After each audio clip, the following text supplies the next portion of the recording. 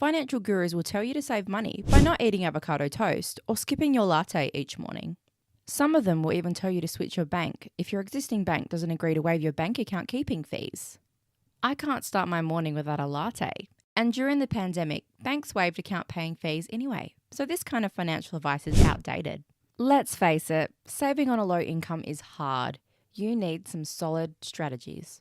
When I was a low income earner, life sucked, and I felt like the world was unfair to me. Then one evening, I sat down and I planned how to get out of this. I knew that I had to suffer for a few years, and then I could enjoy financial freedom later.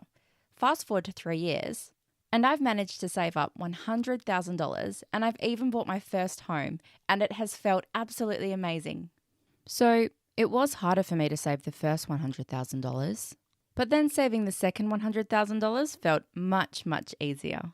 In my first job in mobile phone company sales, I was earning $43,000 a year. I later moved to a bank job. In both of these jobs, my target was to save 70% of my salary. So I did have to take drastic actions. Now, before I get into the details, I would really love it if you could please give this video a like. Rent. The first action that I needed to do was save money on rent. As I was living in Sydney without my parents, I had no other choice but to rent. As Sydney is an expensive place, you can't rent out a whole house.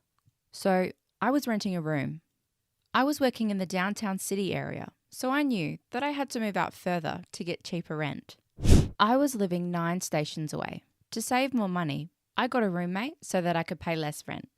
After sharing my room for 2 years, I was living alone in my room for another year.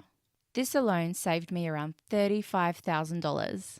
Those who have the opportunity to stay with your parents, it's a blessing.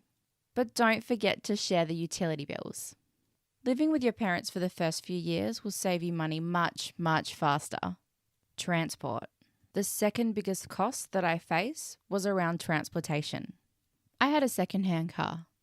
I noticed that every year I spent around $4,000 for car maintenance, fuel, and registration. So I sold the car and I bought a bicycle for $200. All of the costs were essentially eliminated. On an average, in 3 years, I pocketed $12,000 in savings. Because my workplace was 35 minutes away, every day I was spending about 70 minutes on my bike, which leads me into the next point, gym memberships. My bike riding saved me on my gym membership.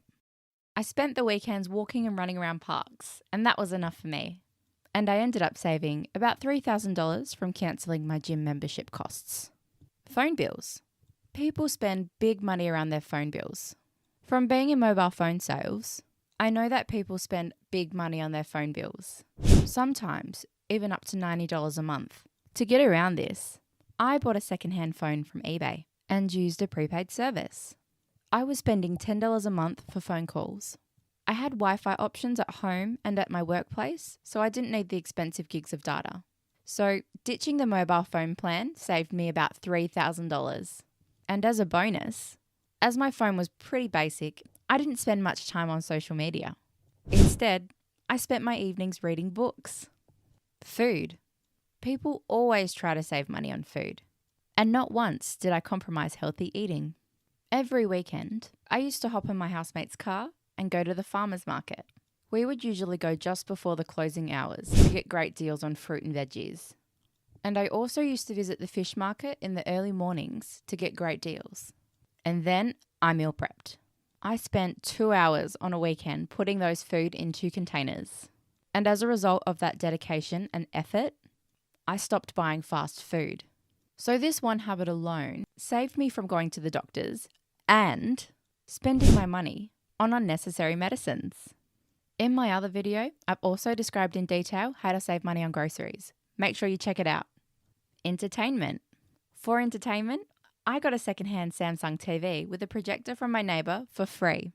When I saw them moving out, I asked if they were ditching any products that I could take home. And that's how I landed the TV. I also got a reclining chair and a secondhand comfy bed. And getting these secondhand and for free saved me about $2,000. Second jobs. Another great way to increase your savings is to start a second job, although it's not always an ideal choice. However, if you can do it for 2 years, I guarantee you that you will be amazed by the amount of money you can save. I got a second job at a petrol station close to my home. I was only doing 18 hours a week, but it fit perfectly into my lifestyle.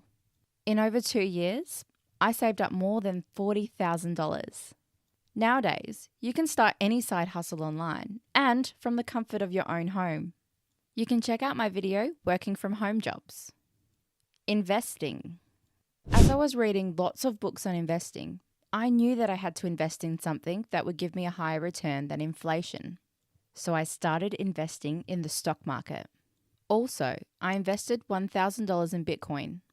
I was surprised when I found out that my investment value had increased quite a few times. I was so scared that I was going to lose them all. So I ended up selling my Bitcoin and a bit of my share in the market investment. After a few months, I noticed that the market was up and down. Then I knew that if I held my investment for longer, it would be profitable anyway. To learn more about investment, check out this book, Master Stock Market Investing in 2 Hours, on Amazon. As a beginner, you can find solid tips in this book. Even if you don't have prior financial knowledge, you can definitely understand how to make money from the stock market. If you're still watching this video, I can guarantee you that you can save money. You just need discipline and a long-term mindset. Forget about the short-term dopamine. Suffer now so you can enjoy your tomorrow. You can break that vicious cycle. If you like this video, subscribe to my channel. You'll get more exciting videos on how I bought my first investment property and planning to buy another house for free. See you in the next video. Peace out.